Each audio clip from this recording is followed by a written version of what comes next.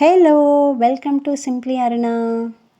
ఒకప్పుడు రోజులతో పోలిస్తే ఇప్పుడు రోజులు ఎంత భయానకంగా ఉన్నాయంటే, అప్పటి రోజులే బాగున్నాయి అనిపిస్తుంది. అప్పట్లో మనుషులు ఎంత ప్రేమగా ఉండేవాళ్ళు. వాళ్ళ స్వభావం అనేది చాలా మృదువుగా ఉండేది. కానీ ఇప్పుడు చూస్తే ప్రతి ఒక్కరిలో కఠినత్వం అనేది అధికమైపోతుంది. ఎక్కడ చూసినా క్రూరత్వము, కఠినత్వం ఎందుకవుతుందో తెలీదు. టెక్నాలజీ పెరిగే కొద్దీ మనుషుల్లో మంచి మార్పు రావాలి గానీ, చెడు అనేది ఉండకూడదు. చెడు అనేది మనుషులను నాశనం చేయడానికి తప్ప దేనికి పనికిరాదు.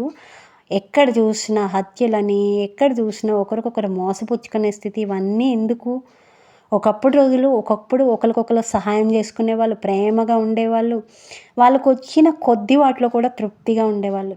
ఇప్పుడు అట్టి రీతిలో ఉండకుండా ఎక్కడ చూసినా మానభంగాలని, ఆడవాళ్ళని చంపివేయడమని, ఎక్కడ చూసినా ఒకరికొకరు హాని చేసుకోవడం తప్ప మేలు చేసేవాళ్ళు ఒక్కరు కూడా లేరు. అలాంటి పరిస్థితిలో ఉన్నాము. ఎందుకంటే ఇదంతా దేవుని రాకడ దినంలో పాపము, అక్రమం అన్నీ విస్తరిస్తాయి.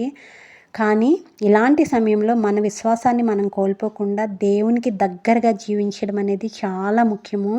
మనం ఎక్కువగా ప్రార్థనలో ఉన్నప్పుడు మనకి దేవుడికి దగ్గరగా ఉండగలం. దేవుని వాక్యం చదువుతున్నప్పుడు దేవుడు మనలో ఉంటాడు. నేనైతే ప్రతిరోజు అయితే ఇదే చేస్తున్నాను. మనం చుట్టుపక్కల ఉన్న పరిస్థితులు చూసి భయపడకుండా దేవుని మీద నిరీక్షణ కలిగి ఉంటే మనకి దేవుడే మేలు చేస్తాడు. నేను అదైతే గట్టిగా నమ్ముతాను. సో మరి మీరేమంటారు? నిజమే కదా మరి?